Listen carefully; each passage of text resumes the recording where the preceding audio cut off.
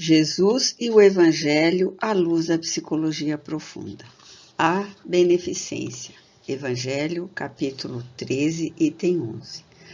Tende cuidado em não praticar as boas obras diante dos homens. São Mateus, capítulo 7, versículo 1.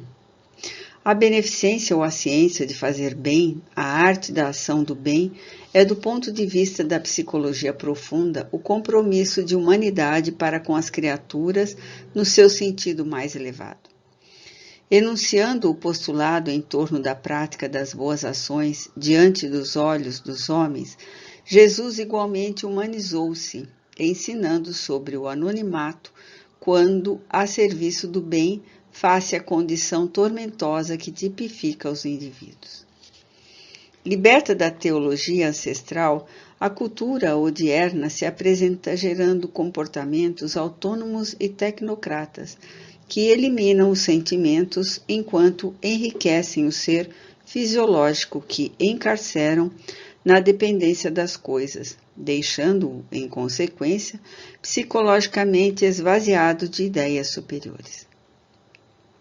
A beneficência é o movimento que parte da emoção, buscando rehumanizar aquele que perdeu o contato com a sua origem espiritual,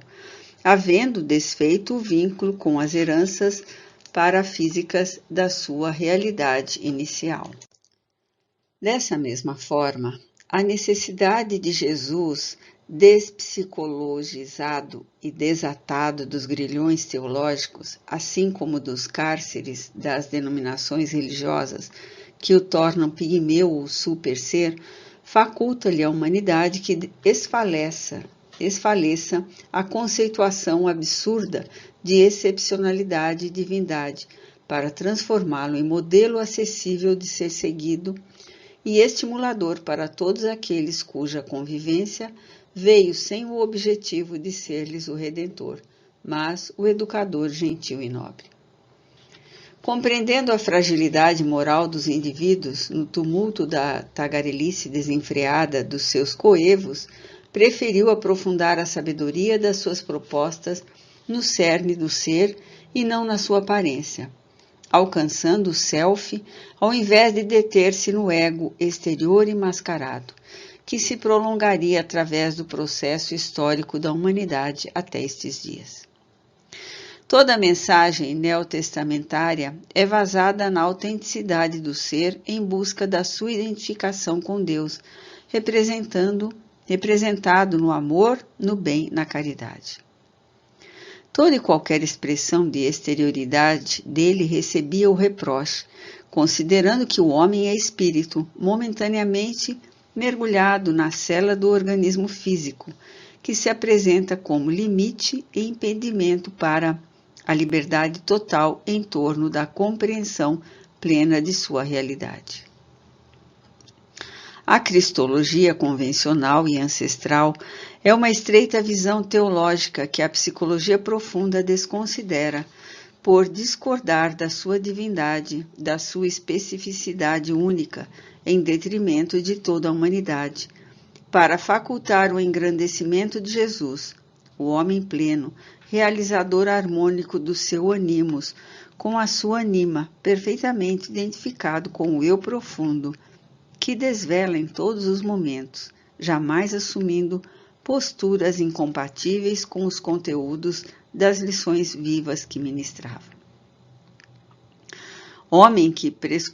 perscrutava o âmago do ser com a visão penetrante do amor, cuidou sempre de ensinar a autoiluminação para diluir toda a sombra da ignorância em que se encontra mergulhado o indivíduo nesta fase do seu cometimento evolutivo.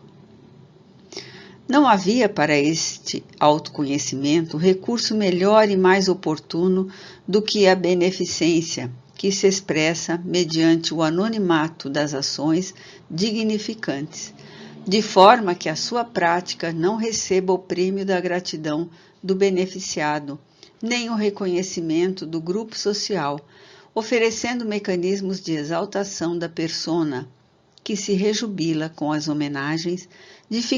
dificultando ao eu superior planificar-se em Deus, por haver fluído a recompensa ao orgulho e à vaidade através da glorificação dos feitos.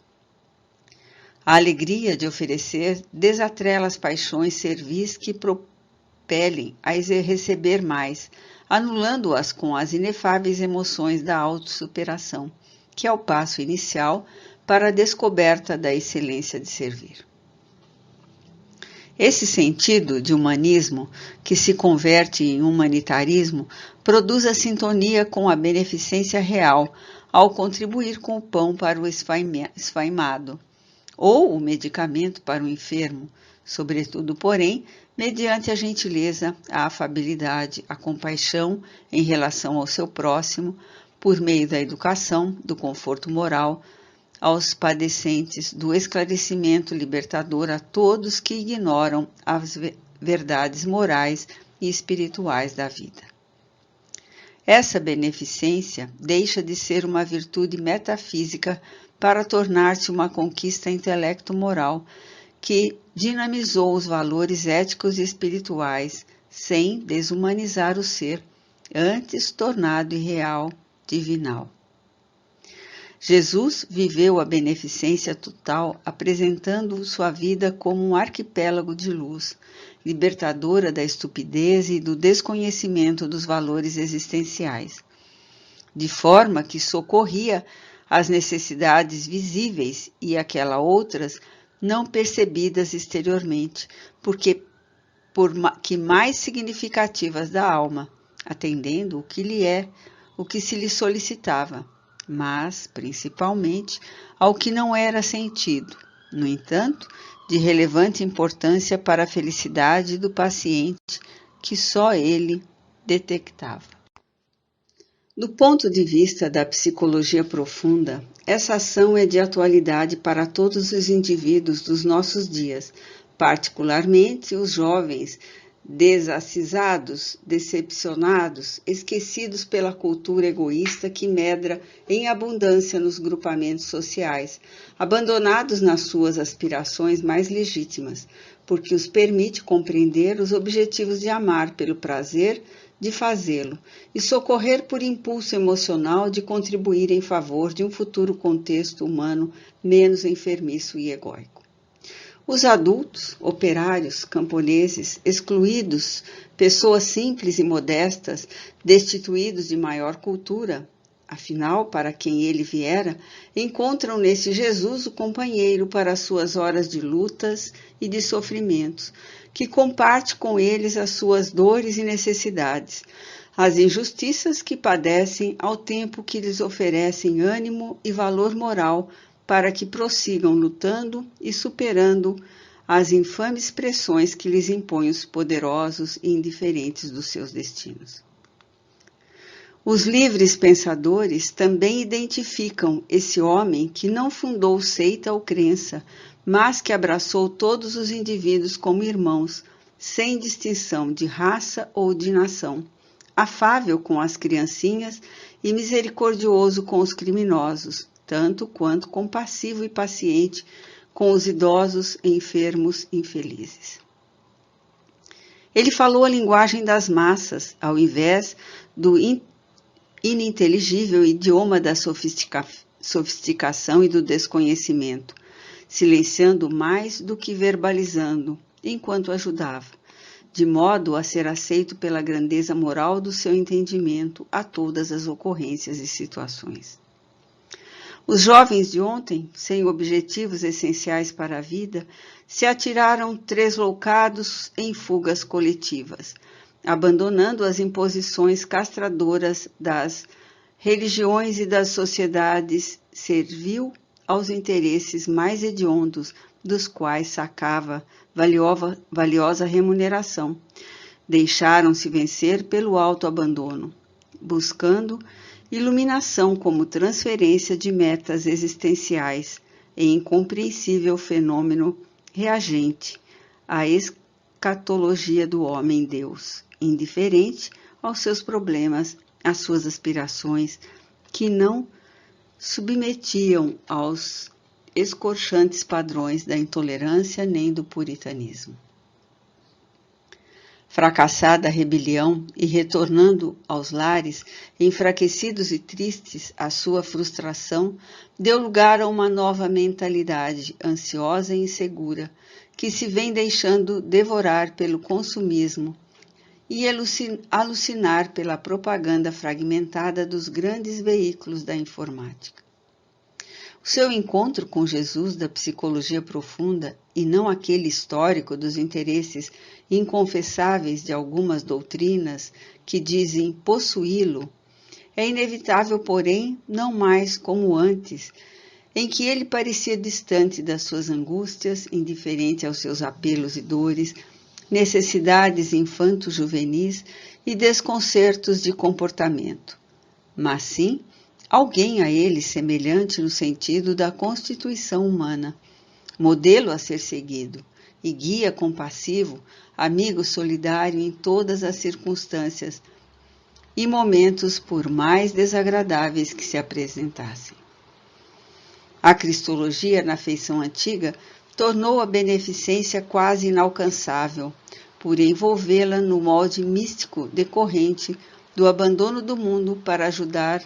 aos mundanos, no combate aos viciados, ao invés de trabalhar para extirpar-lhe os vícios em que se comprazem, assim como aqueles que predominam no organismo social em frontal desrespeito ao que ele realizou. Ante a decodificação pela psicologia profunda que existia no místico e no sobrenatural em torno de Jesus, ora apresentando-o como ser humano inconfundível na sua grandeza moral e simplicidade incomum, a realização de cada indivíduo começa na aspiração do amor, prolongando-se mediante a ação de servir e identificando-se de tal forma com essa decisão que se lhe torne o modus vivendi, decorrência inevitável da incorporação do ato amoroso à realidade do ser. Tem cuidado em não praticar as boas obras diante dos homens, ocultando com sabedoria, na naturalidade, os momentos de beneficência e de amor que sejam ofertados em relação a quem sofre.